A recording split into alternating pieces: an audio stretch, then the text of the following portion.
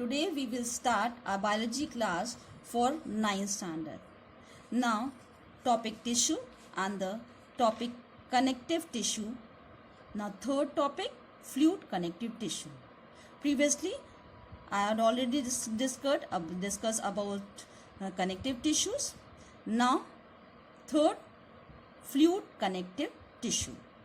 Now see the word fluid means the connective tissue matrix is fluid like and without fibers, whereas in skeletal connective tissue ring like or fibers are there, but in this case fluid connective tissue matrix is of fluid condition and without fibers. Now matrix is not secreted by the cell. There are two main types of fluid connective tissue, blood and lymph. Remember this, that fluid connective tissue is two types. First is blood and lymph. Now first see the condition of blood in human being. Now blood is bright red, you already know, alkalinity 7.4 and in normal adult there are 5 to 5.5 liters of blood. Blood is composed of fluid part called plasma, which is 55%, and the corpuscles or the cells inside this plasma is 45%, and the corpuscles are of three types. You know that RBCs, WBCs and blood platelets. These are the corpuscles which are 45%.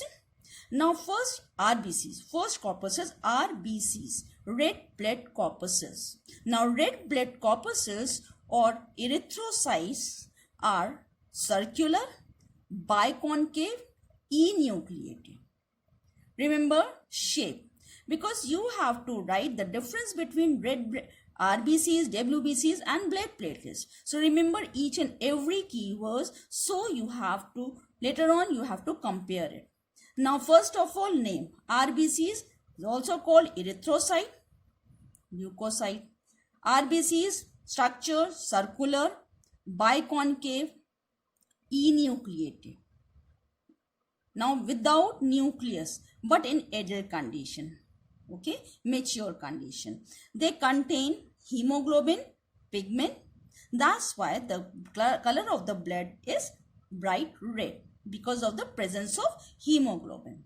Now this RBC's main function is to transport the oxygen and carbon dioxide, and the normal count of RBCs is 5 to 5.5 million per cubic meter. Now millimeter. The process of formation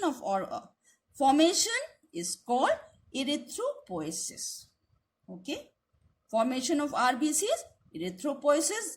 This term will come in your question paper, that write one word for this process of formation of RBCs.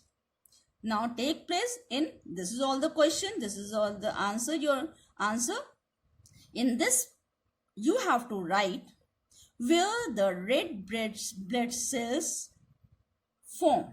You have to write liver and spleen. In embryonic, remember this, in embryonic stage spleen is the location for the formation of RBCs, but in this adult bone marrow, red bone marrow is the place for erythropoiesis or the formation of RBCs.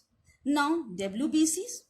WBCs is called white blood corpuscles and second name is or leukocyte. Now colorless, because of white, colorless, and the shape round, but in this case WBC's shape is amoeboid, means amoeba like structure or irregular shape of WBCs, and that's why they help to engulf the foreign body or the infection or the germs at the time of fight or at the time of defense mechanism. That's why the function of WBCs is to protect the body from pathogen. Pathogen means germs, and that's why they provide the immunity to the body. Their number, now WBCs are of two types, granulocyte and agranulocyte. Now, third is platelet, and these platelets are derived from megakaryocytes, and mainly they also produce from the derived from the red bone marrow, and red blood cells also form from this bone marrow. Bone marrow is the place where in the hollow bones like your limbs, femur, humerus, and all the bones which are hollow inside, the center portion having a bone marrow, and in this bone marrow this corpuscles are formed, mainly RBCs and this platelets. Now, irregular shape, the shape of this platelets is irregular shape cell, and the normal count is 2 lakh mm3. Now, they help in main is the function is clotting of the blood. So, you have to write, if the question will come, write the difference between RBCs, WBCs and blood platelets, and in bracket the term is write the function. Then you have only explained the difference between functions of this three, not all the function. Okay, and if they are giving you the question that you have to write the difference between these three by only the name, or by this example, RBCs is erythrocyte and leukocytes and thrombocytes. Okay, and the function is the RBCs function transport oxygen and carbon dioxide, and WBCs defense mechanism, and platelets blood clotting. You have to mainly you have to learn this 2-3 points. Now, lymph. What is lymph? Lymph is the filtered portion of the blood which is pale yellow color fluid, and it circulates throughout the lymph vessels. Same as in the blood vessels, lymph also flow in their vessels, and the vessels is called lymph vessels. And this form when the intestinal fluid enters the lymph capillary, then it is formed. Its composition is similar to that of the blood, except, remember this is only the difference between blood and lymph, that lack of RBCs.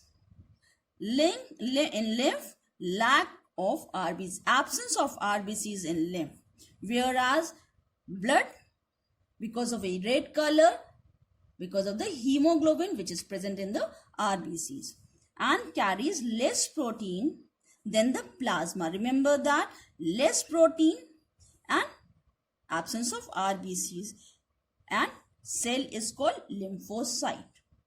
3 points you have to learn, 3 or 4. First is pale yellow fluid color lymph, and the blood is red. Presence of RBCs in blood, whereas lack in RBCs in lymph. Okay, and less protein in the plasma in lymph, and this last is lymphocytes are there. Now, write the function of the lymph. Lymph helps in returning excess interstitial fluid and the waste to the bloodstream. Remember that waste and the excess and waste again return to the bloodstream, and lymph may pick up bacteria and bring them to the lymph nodes. And in lymph nodes means that a knob-like structure or the collection of these cells, and this form a knot-like structure or a lymph node, and where they are destroyed. Main function of the lymph, because of the presence of lymphocyte, this help in destroying or damaging the bacteria, and also help in transportation of fat from intestine to liver and adipose tissue. Now, the next tissue is muscular tissue. Muscular tissue form a flesh or a muscles. You already know that in your body, main body structure or shape or the weight consists of this tissue. muscular tissue and skeletal tissue. And the muscular tissue is like flesh-like structure. Total weight of the body is due to this muscular tissue, and this muscular tissue having some property, with property means they have the property to contract and relax, or excitability and the contractility, which allow these tissue to bring about different types of movement. Because of this muscular tissue, because of this characteristic, contraction and relaxation process, they help to bring different types of movements in our body, whether the posture of the body or the peristalsis. See this word? Peristalsis means the wave of, because of the wave of contraction and relaxation, push of this solid food or the bowels from your mouth, from your esophagus to the anus by this peristalsis only. So, in alimentary canal, movement of this food bolus is due to this contraction and relaxation of the muscles tissue, so that the this is called peristalsis.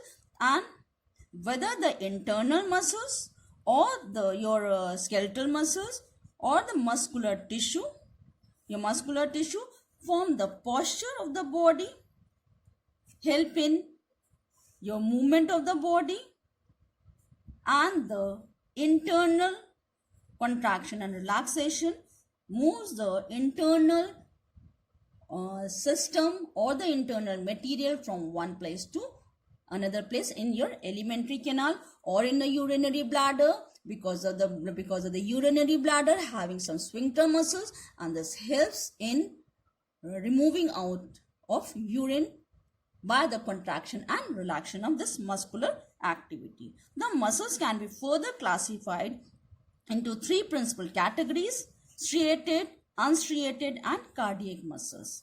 In these three muscles, remember, in this topic the question will come: write the difference between striated muscle, unstriated, and cardiac muscles.